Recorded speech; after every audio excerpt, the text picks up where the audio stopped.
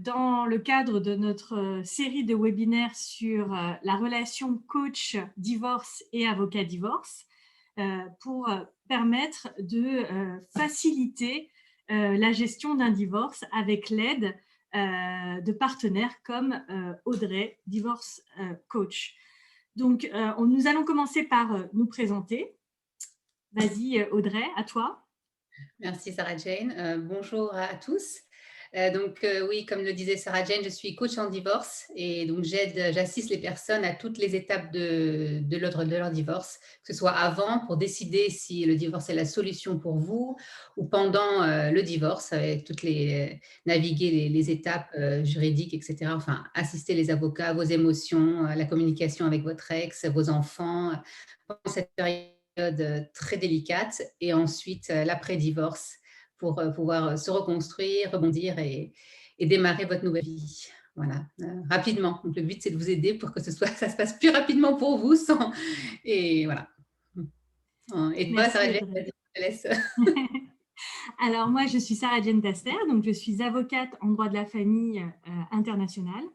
J'exerce, donc je suis avocate française et j'exerce essentiellement entre Hong Kong et l'Angleterre, dans le domaine du droit de la famille, de la planification successorale et des successions. Et donc, dans le cadre de mon activité d'avocate en droit de la famille et plus précisément en divorce, je me suis aperçue que j'avais du mal à gérer mes clients. Ce n'est pas quelque chose de péjoratif, mais c'est juste que le fait est qu'en tant qu'avocate, je n'étais pas armée, je n'avais pas les outils indispensables pour me permettre d'avancer sereinement et efficacement dans la gestion de mes dossiers de divorce, parce qu'il y a tout le côté émotionnel que je n'arrivais pas à gérer. Je passais beaucoup de temps à écouter mes clients sans pouvoir les arrêter, au lieu de passer du temps à gérer vraiment l'aspect juridique du divorce.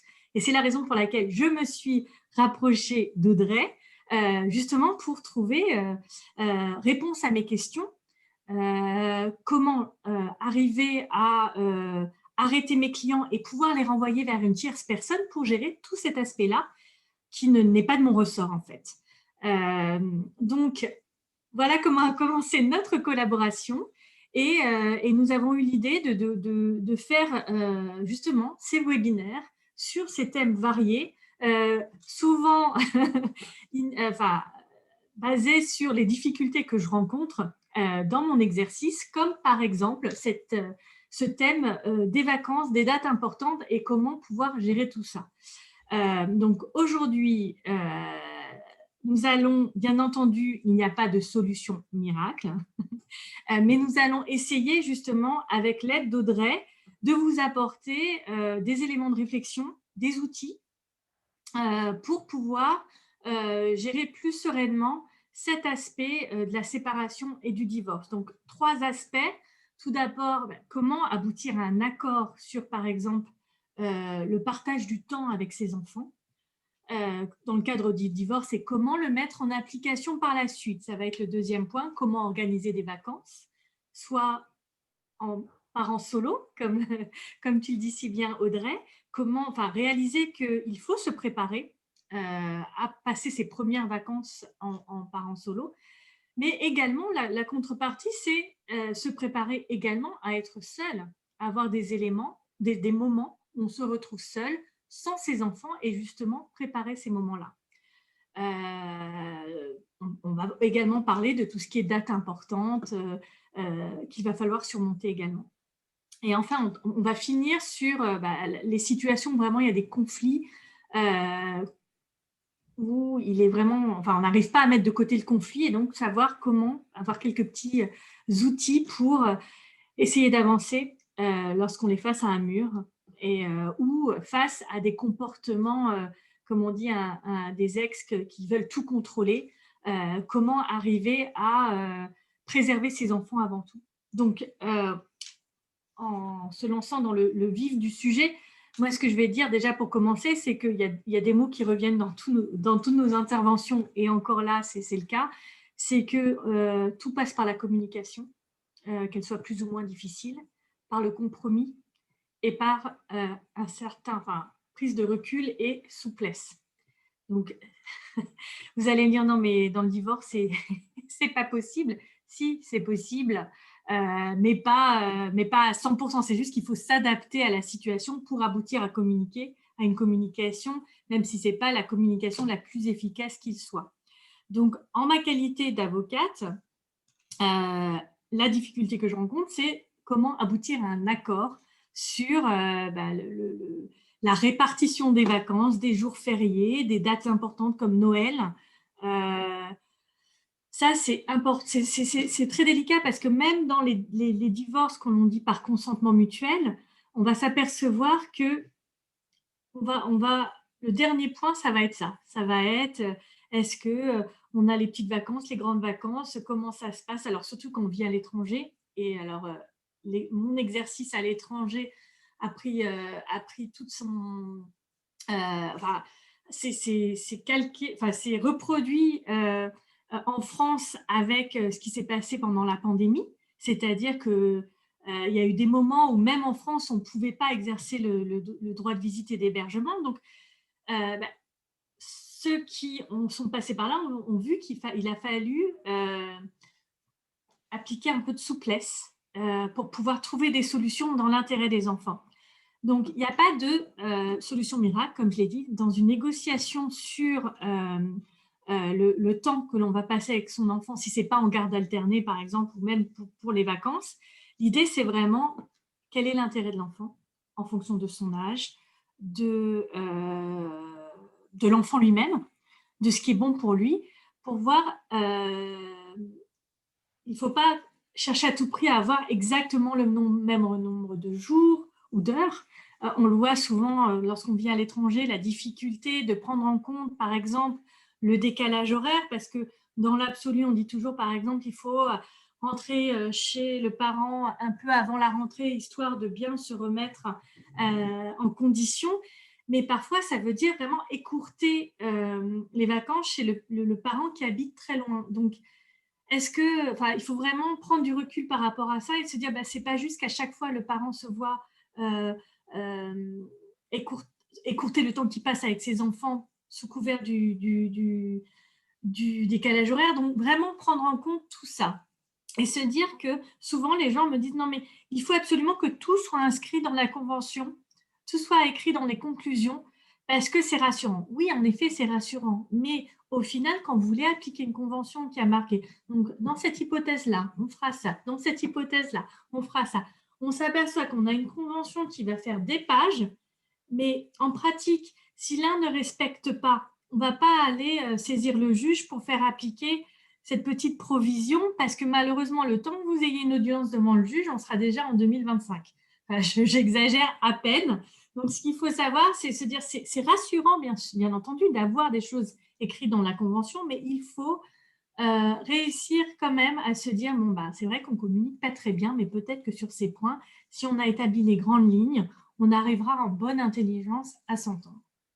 Donc, tout ça pour vous dire que parvenir à un accord, il va falloir faire des compromis, une flexibilité, même si l'autre ne respecte pas tout à fait ce qui est marqué dans la convention, tant pis.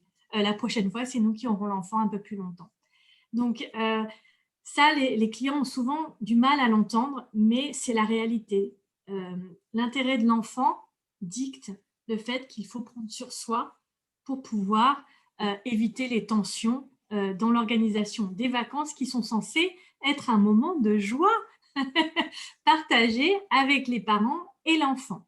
Donc pour moi, c'est divorcer, oui. L'objectif, c'est divorcer, mais préserver l'enfant. Donc pour préserver l'enfant, il faut s'entendre un minimum pour obtenir cet accord sur les enfants, sur le partage du temps avec les enfants.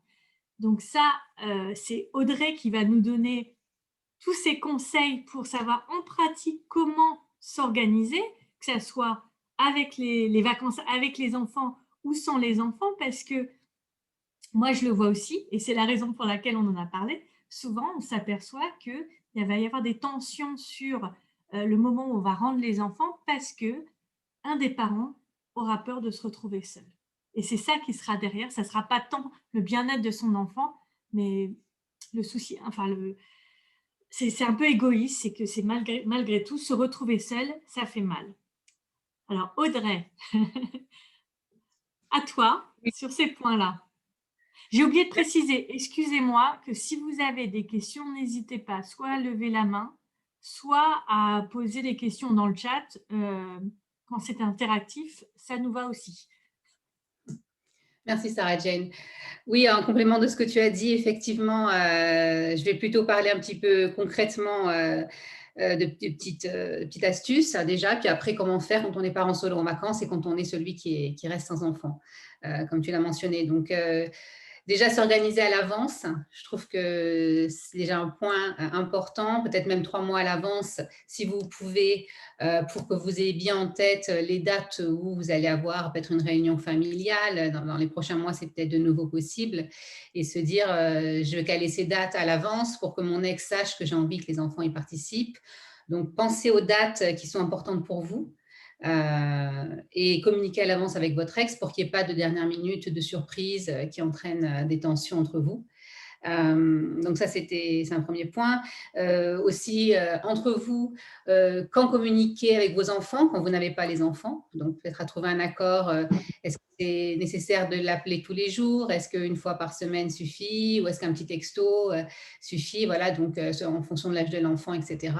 Ce qui est important, c'est de laisser la personne, le papa ou la maman qui a l'enfant ou les enfants, de construire des liens pendant ce moment-là, et donc peut-être de se mettre un petit peu en retrait et de laisser donc ces liens se créer pendant les vacances, qui sont quand même des moments spéciaux pour créer ces liens en fait. Donc appeler avec un accord, quand, comment, etc. Et puis, comme disait Sarah Jane, peut-être aussi ne pas diviser autant sur le calendrier, mais voir ce qui marche pour l'enfant pendant ses vacances en fait. Si un des parents, par exemple, travaille et l'autre ne travaille pas ou a plus de vacances, est-ce que vraiment c'est la peine de mettre l'enfant en centre aéré toute la journée alors que l'autre parent ne travaille pas? Tout ça pour l'avoir la moitié du temps. Donc peut-être si on habite à proximité, trouver un accord peut-être plus juste pour l'enfant, pour qu'il passe de bons moments, quitte à aller dîner chez son papa ou sa maman le soir, voilà, si c'est possible et si vous êtes à proximité. Donc ça, c'est un petit peu c'est un petit peu aussi au niveau de la communication, ce que je voulais rajouter, c'est tout ce qui est comment communiquer, donc pas dans les reproches et pas dans, on a souvent ces moments-là, on est un peu tendu, on est un peu anxieux, et donc on veut toujours avoir raison ou avoir le temps de garde et de vacances. Donc un petit peu être plus réaliste au niveau de nos attentes et plus respectueux et plus ouvert. Et sans critiquer l'autre, c'est déjà un bon moyen de faire un pas en avant, et que l'autre, du coup, compromette aussi, fasse des compromis sur certaines choses, si dans les deux cas, il y a de la volonté. Donc après, on peut parler des vacances en parent solo. Donc ça, c'est vrai que si c'est la première fois que vous allez le vivre, comment se préparer à passer ses vacances seul avec ses enfants? Quelle est la dynamique que vous voulez créer? Peut-être penser à prévoir de partir avec des amis ou de la famille, de visiter peut-être de la famille lointaine qu'on n'avait pas vue depuis longtemps, et surtout avec le Covid et tout ce qu'on a vécu. Donc, c'est important pour eux plus de construire des souvenirs avec vous plutôt que de les emmener dans des vacances à l'arrivée au bout du monde. Je pense que ce qu'ils ont besoin peut-être à ce moment-là, c'est de vraiment de recréer des souvenirs à eux, un lien avec vous, un lien affectif, sans être en compétition avec votre ex pour leur donner les meilleures vacances possibles. Donc surtout entourez-vous pendant ces vacances, ne les passez pas seuls. Je sais que ça peut être angoissant quand on va dans un hôtel, etc., qu'on se retrouve maman seule ou papa seul à dîner dans l'hôtel. C'est vrai que j'ai vécu ça à mon divorce au début, mais on trouve vite finalement quelqu'un d'autre qui est seul aussi, et puis on essaie soit de partir entre amis, en famille, ou alors de s'assurer que dans l'hôtel où vous allez, il y a des couples, peut-être des personnes célibataires qui partent avec leurs enfants. Donc voilà, donc ça, c'est éviter de ressasser le divorce à ce moment-là, et profiter de vos enfants en vous organisant pour ne pas vous sentir seul quand vous êtes dans un hôtel, etc., dans un centre de vacances. Ça, c'est important. Alors, il y a un autre aspect. Je continue, Sarah Jane, Oui, sur, oui, vas-y. je peux ajouter quelque chose. Donc, passer ses vacances sans ses enfants. Donc ça, c'est aussi un peu l'angoisse de lâcher prise sur le fait que vous n'allez pas voir vos enfants pendant plusieurs semaines peut-être. Et ben, c'est de vous rappeler que votre ex aime vos enfants autant que vous, même si entre vous, il y a des tensions, de rappeler qu'il sera entre de bonnes mains, que de préparer vos enfants, si c'est vous qui en avez la garde le plus souvent, à aller chez leur papa ou leur maman, les préparer. Et ne montrez pas ou ne critiquez pas devant vos enfants, ne montrez pas votre anxiété, du moins devant vos enfants, et que ce soit une joie pour eux de partir et de se réjouir de ce moment qui va passer avec leur autre parent. Donc, vous pouvez par exemple, leur laisser emporter des petits jouets avec eux. Et puis à leur retour, qu'ils puissent partager aussi ce qu'ils ont vécu, parce que souvent, les enfants de parents divorcés ont tendance à compartimentaliser et ne pas raconter ou vouloir raconter. Donc, c'est important de vouloir voir les photos, etc. Et puis ensuite, pour vous, quand vous êtes seul, donc ce moment-là, il est hyper important. C'est comment vous pouvez à ce moment-là profiter de ce moment pour vous reconstruire, pour penser à vous, revoir peut-être des amis que vous n'avez pas vus de longue date, et surtout essayer de ne pas rester seul à ce moment-là, qui peut être vraiment difficile. Je sais qu'on a envie de rester sur le canapé, on n'est peut-être pas, surtout si le divorce vient de se passer ou la séparation, on n'est pas d'humeur à faire la fête, à voir du monde. Mais peut-être faire l'effort simplement de passer un coup de fil à une amie, d'organiser un déjeuner, ou de partir quelques jours avec un membre de sa famille ou des amis.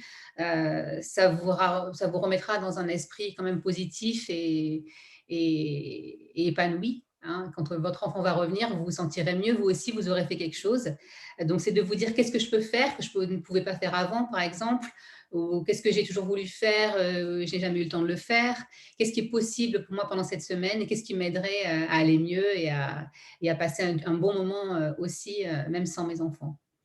Donc, se focaliser vraiment sur ce que vous pouvez faire, et penser vraiment à l'action, en fait. Ne pas rester. Alors, vous pouvez vous complaire sur le canapé, il n'y a pas de jugement là-dedans, bien sûr, parce qu'on est triste, et c'est tout à fait normal. Mais peut-être de se donner un petit but chaque jour, de dire je vais appeler une amie, ou je vais aller déjeuner, ou de faire du sport, ou faire une activité, voilà, que vous ne faisiez pas depuis longtemps. Donc, c'est tout un travail, oui. Donc, en fait, pour résumer, et si je le vois du point de vue de l'avocate, en fait, ce qui est important, comme le travail qu'on doit faire dans le cadre du divorce, c'est vraiment prévoir à l'avance. Donc, on le dit souvent, ça passe par l'organisation des vacances. On conseille en pratique de se mettre d'accord sur un calendrier avant la rentrée de septembre, sur l'intégralité de l'année, pour les vacances, les jours fériés, les dates importantes, Noël, etc., comme on disait, les anniversaires, dont on n'a pas encore parlé. Donc, se mettre d'accord là-dessus, ce qui permet d'aider à se projeter et de se dire, ah bah tiens, les enfants seront à la Toussaint avec leur maman, bah, c'est le moment pour moi, bah, ok, je travaillerai, mais le soir, de faire des choses que je n'ai jamais fait avant. Voilà, c'est vraiment de se dire, on sait à l'avance que l'on va être seul à ces moments-là, et on n'a aucune excuse pour ne pas prévoir à l'avance, en fait, en gros. Même si, comme tu le dis, on a quand même le droit de rester chez soi sur son canapé si on ne se sent pas de faire quelque chose. Mais voilà, en fait, l'idée, c'est vraiment prévoir à l'avance. Oui, puis de penser à l'enfant, c'est parce que est-ce qu'il a une fête d'anniversaire, mais que c'était votre temps de votre journée de garde, ou c'est sur vos vacances, et que l'anniversaire a lieu près de chez la maman ou le papa, bon, bah, peut-être être flexible que ce jour-là, il ne passera pas la journée ou la nuit chez vous, parce que c'est dans l'intérêt de l'enfant, c'est de voir son ami, de passer un bon moment avec ses amis. Ou s'il y a une fête familiale chez votre ex et que ce n'était pas prévu, peut-être que c'est voilà, au dernier moment, être flexible sur ces moments-là, ces dates un petit peu importantes du calendrier, qui sont peut-être pas prévisibles tout le temps à l'avance, et comment, sur ces moments-là, rester flexible, si c'est possible. D'ailleurs, on le voit en pratique régulièrement lorsque les enfants grandissent et qu'ils ont de plus en plus d'activités, le samedi, ils préfèrent être avec leurs copains, etc., plutôt que d'être avec leurs parents. C'est là où les tensions sont ravivées entre les ex, parce que justement, un enfant va dire bah non, moi je préfère rester chez maman ce week-end parce que bah, tous mes copains sont là, et puis si je vais chez papa, bah, je ne verrai pas mes copains. Donc, c'est vraiment une histoire de compromis là encore, parce que ça ne veut pas dire renoncer complètement à voir son enfant, mais avoir ces discussions aussi avec l'enfant. C'est pas, la communication, elle n'est pas uniquement avec l'ex, elle est aussi avec l'enfant, pour lui faire comprendre que bien sûr, on comprend que tu as envie de rester avec tes amis, ta petite amie, etc. Mais bah, c'est important aussi qu'on passe du temps ensemble. Donc, ça rejoint souvent ce que tu dis Audrey souvent, et ce que tu dis aussi pour l'organisation des vacances, c'est rechercher ce qui fait plaisir à l'enfant, sans être déraisonnable, mais essayer bah, bien sûr, on est toujours comme ça en tant que parent, essayer de faire plaisir à son enfant, et qu'il ait envie de passer du temps avec nous. Ça passe souvent bah, bah, là encore des petits compromis sur voilà, bah, viens, on va aller manger une pizza, alors que d'habitude, vous n'acceptez jamais qu'ils mangent des pizzas. Enfin, ce genre de choses-là. Faut faire des compromis à tous les niveaux. Enfin, c'est ce que je vois en pratique, quand justement tout se passait bien pendant des années, puis tout d'un coup, bah, ça repart, parce que justement, les besoins de l'enfant changent. Ah oui, en ayant des ados moi-même, étant divorcée, et on s'adapte, hein. Puis c'est vrai qu'ils vont un petit peu, ils vont, ils viennent, un peu plus à leur guise, hein, c'est vrai. Mais même plus petits, j'ai fait beaucoup de compromis, parce que même pour les week-ends, et cetera, ils voulaient voir leur père toutes les semaines, par exemple. Donc un samedi, tous les samedis chez leur père. Donc j'avais jamais vraiment de week-end entier avec eux, et que ça pouvait être casse-pied pour l'organisation, bah, pour faire des sorties, et cetera. Mais bon, c'est pas grave, j'ai fait comme ça pendant des années, et finalement, ils sont bien, voilà, ils vont chez l'un, ils vont chez l'autre, et on a réussi cette façon de faire. Mais c'est vrai que j'ai pris sur moi, parce que, ben, du coup, on n'avait pas de dimanche entier ensemble, c'était un peu du samedi midi au dimanche midi, en fonction des activités, du matin, des gyms, du sport, et cetera, de chacun. Donc c'est un peu à l'adulte aussi de prendre sur lui. Moi, ce que je dis souvent à mes clients, c'est de se rappeler que même lorsqu'on n'est pas divorcé, lorsqu'on est dans un couple où il y a les deux parents, la vie fait que le week-end aussi, on ne le passe pas en famille, parce que justement, il y a quand même les activités, il y a un parent qui amène un enfant là. Donc, de toute façon, il faut essayer de se projeter et de se dire, bah, euh, même quand on n'est pas divorcé, c'est compliqué. Donc, il ne faut pas essayer d'avoir cette vision idéale, cette vision idéale bah, ce week-end, l'enfant est avec moi, donc je passe 24 heures sur 24 avec lui. Non, ça ne se passe pas comme ça. Donc, il faut arriver à lâcher un petit peu pour être moins malheureux. Parce que si on essaie vraiment, bah, comme tu disais, de s'attacher à une répartition arithmétique euh, vraiment égale entre les parents, ça ne va pas marcher. Alors, j'en profite pour passer sur l'autre thème qui pose également problème, c'est le calendrier, ce que j'appelle le calendrier des moments difficiles, l'anniversaire de mariage, la Saint-Valentin, faire le deuil des vacances en famille. Comment, Audrey, tu dis que voilà, il faut prendre le temps de faire le deuil et de passer à autre chose. Moi, ce que je dis souvent, c'est que la première année, elle est toujours difficile. Puis comme tout, ça s'estompe. Mais euh, est-ce que tu as quelque chose à dire là-dessus? Est-ce que justement, ça doit être quelque chose que tu vois régulièrement avec tes clients? Peut-être plus les femmes, parce que c'est les femmes qui s'accrochent quand même le plus aux dates. Euh, euh, Qu'en penses-tu? Oui, bien sûr qu'on va se repenser à notre anniversaire de mariage, ou surtout si on ne voulait pas du divorce, et même si on voulait du divorce. Enfin, c'est quand même une partie de notre vie. Il ne faut pas la mettre sous le paillasson, et enfin, la faire disparaître. C'est une partie de notre vie, il faut l'accepter. Et maintenant, on entame une autre partie de notre vie. Donc, c'est comment gérer ces dates, les anticiper aussi un petit peu, se dire que cette date-là, je ne veux pas être seule chez moi. Qu'est-ce que je vais faire? Est-ce que je vais appeler une copine pour qu'elle vienne dîner avec moi, un copain, s'organiser une soirée massage, anticiper à l'avance, même si on n'en a pas envie, comme je dis souvent, on n'en a pas envie à ce moment-là, mais quand même de se le mettre dans le calendrier, pour pas se trouver ce soir-là, dire mince, toute la journée ressassée au travail, et ensuite rentrer seul chez soi, surtout si on n'a pas encore refait sa vie. Ça peut être vraiment déprimant et c'est pas le but. Alors après, appeler une amie, appeler de la famille, se faire aider d'un professionnel, hein, parce que la première année, c'est difficile. Mais enfin, nous, notre rôle aussi, c'est que ça se passe mieux et plus vite pour les personnes, qu'elles récupèrent plus rapidement et que justement, elles n'aient pas ces trous béants de dépression en fonction des dates du calendrier. Donc, de vous-même, oui. Et Vas-y, qui je peut t'en prie. avoir un impact après justement sur la gestion du partage du temps avec les enfants. Bien C'est sûr, parce qu'ils souvent, se ressentent. c'est pour ça que j'en parle, c'est que je m'aperçois que justement cette peur d'être seule à ces dates-là, souvent fait que ça rend compliqué le fait de laisser les enfants à l'autre à ces dates-là. Ah oui, Et quand on se ouais. sent mieux, les enfants se sentent mieux, on peut mieux communiquer, de façon plus directe et claire, en fait, sans que les émotions viennent nous envahir et prennent la place, en fait, des décisions rationnelles qui serait le cas, dans des vacances, par exemple et donc, à ce moment-là, bah, c'est le conflit qui peut survenir. Oui. Mmh. Donc, d'un point de vue général, on l'a compris, l'important, c'est, dans tous les cas, de préserver l'enfant, de le mettre en avant dans l'organisation des vacances, le partage du temps en général entre les parents. Et ça, on le voit quand même, même quand les parents ne s'entendent pas, on peut y arriver.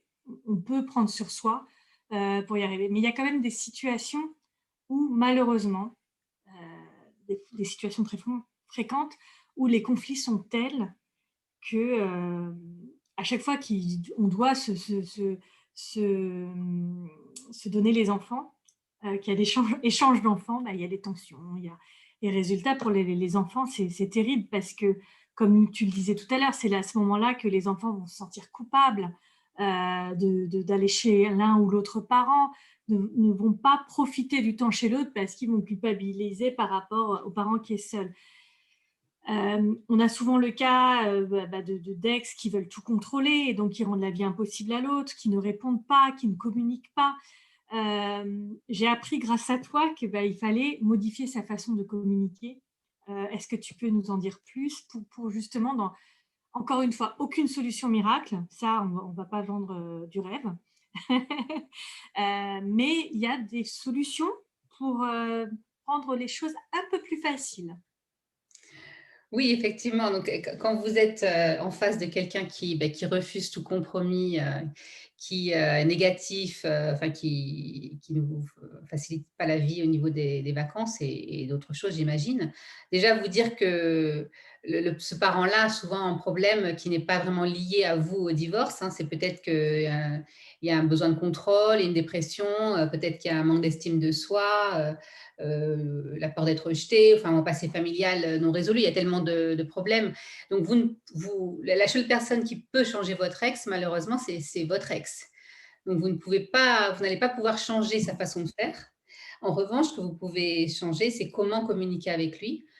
Donc là, il y a des techniques de communication comme la communication non violente, etc., qu'on peut mettre en place pour que vous obteniez plus de votre ex de façon sans qu'il en soit vraiment conscient, enfin de façon juste à changer votre façon de parler, de vous exprimer, moins dans la critique, moins dans et en étant plus avec le jeu, en mettant moins d'émotions, en étant plus clair, direct et précis. Il y a tout un tas de techniques qui font que vous allez pouvoir communiquer de façon différente. Donc, si une communication ne marche pas, demandez-vous qu'est-ce que je pourrais changer pour obtenir des résultats différents dans ma communication, pour qu'il accepte un peu plus, qu'il soit plus flexible ou qu'elle soit plus flexible dans le cas des enfants et du partage des vacances. Donc, et aussi, quel est son gain, quel est le gain de la personne, qu'est-ce qu'elle aimerait en fait tirer de ça. Donc peut-être donner des choses qui lui tiennent à cœur pour vous pouvoir négocier ce qui vous tient à cœur. Donc se demander toujours qu'est-ce que la personne cherche en fait, qu'est-ce qu'elle veut obtenir et essayer de lui donner des choses qu'elle veut obtenir pour pouvoir vous-même ensuite, la personne sera plus encline à vous accepter des choses que vous demandez. Donc ça peut être une solution. L'idée, bien sûr, c'est de vous protéger et de vous éloigner émotionnellement de l'impact qu'a sur vous cette attitude. Donc, essayez vraiment de focaliser sur votre énergie sur vous et vos choix et ce que vous pouvez contrôler face à votre ex. essentiellement. Et l'idée, c'est de ne pas céder tout le temps. Sarah Jane, tu m'en rejoindras peut-être, car il y a des fois où si vous cédez tout le temps, il va savoir que le fait de mettre la pression sur vous, vous allez céder tout le temps et vous n'aurez jamais gain de cause. Donc, mais c'est seulement peut-être, oui, de céder sur des choses, des points, et ne pas céder sur d'autres, et savoir ce qui est important pour vous.